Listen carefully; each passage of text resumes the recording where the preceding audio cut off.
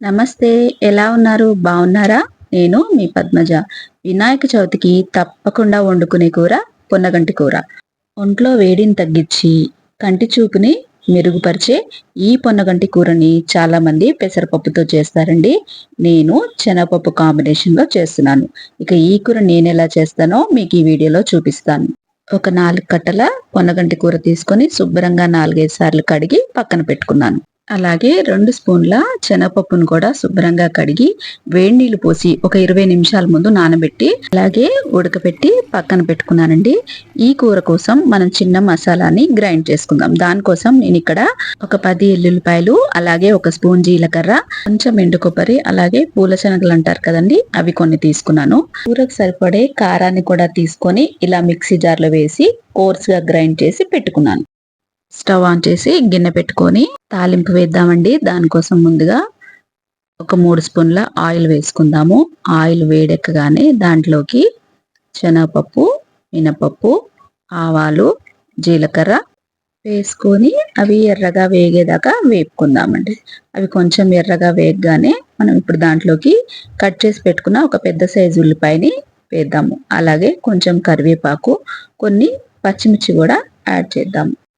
ఒక్కసారి ఇలా కలుపుకొని ఇప్పుడు మనం ఇందులోకి పసుపుని, ఉప్పుని యాడ్ చేద్దామండి. ఒక హాఫ్ స్పూను పసుపు వేద్దాము. ఉప్పు వేసిన వీడియో స్కిప్ అయిందండి. మీరు అలాగే ఇక్కడ ఒక స్పూను ఉప్పు కూడా వేసుకొని స్టవ్ని లో ఫ్లేమ్లో పెట్టి మూత పెట్టి ఉల్లిపాయని 5 నిమిషాలు మగ్గనిద్దామండి.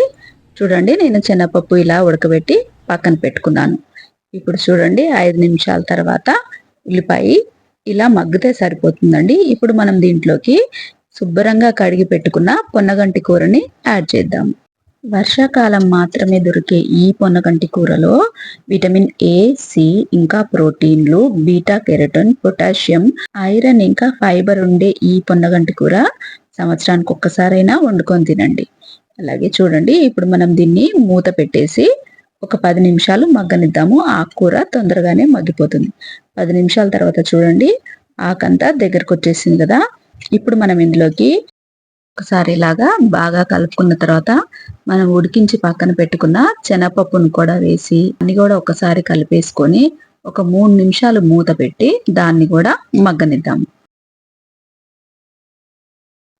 3 నిమిషాల తర్వాత చూడండి, శనగపప్పు చక్కగా వేగిపోయింది. ఇప్పుడు మనం ఇందులోకి గ్రైండ్ చేసి పెట్టుకున్న మసాలాని యాడ్ చేద్దాము. మీరు రుచికి సరిపడా కారాన్ని వేసుకోండి. అలాగే ఉప్పు కూడా ఒకసారి చెక్ చేసుకొని ఉప్పును కూడా యాడ్ చేసుకోండి. నాకైతే ఇక్కడ 2 స్పూన్ల మసాలా పట్టింది. ఇందులోనే మనం కారం కూడా వేసాం కాబట్టి ఈ కారం కూరకి సరిపోతుందన్నమాట. ఇలా వేసుకున్న తర్వాత కూర అంతా చక్కగా ఒకసారి కలిపేసుకొని మూత పెట్టేసి ఒక 5 నిమిషాలు ఈ కారాన్ని మగ్గనిద్దామండి. చూడండి, 5 నిమిషాల తర్వాత చూస్తే గుమగుమలాడుతుందన్నమాట. పొన్నగంటి కూర, ఆకుకూర రెడీ అయిపోయింది. దీన్ని మీరు అన్నంలో, చపాతీలో, పుల్కాలో దేంట్లోకైనా తినొచ్చండి. చాలా బాగుంటుంది. పెసరపప్పుతోనే కాకుండా శనగపప్పుతో అయినా సరే ఈ పొన్నగంటి కూర చేసుకోవచ్చు అనమాట. ఇక ఈ వీడియో కనుక మీకు నచ్చినట్టయితే లైక్ చేయండి, షేర్ చేయండి, అలాగే కామెంట్ చేయండి. ఇలాంటి మరిన్ని రెసిపీస్ కోసం నా ఛానల్ని సబ్స్క్రైబ్ చేసుకోండి. మరో మంచి వీడియోతో మళ్ళీ కలుసుకుందాం. అంతవరకు సెలవు. నమస్తే.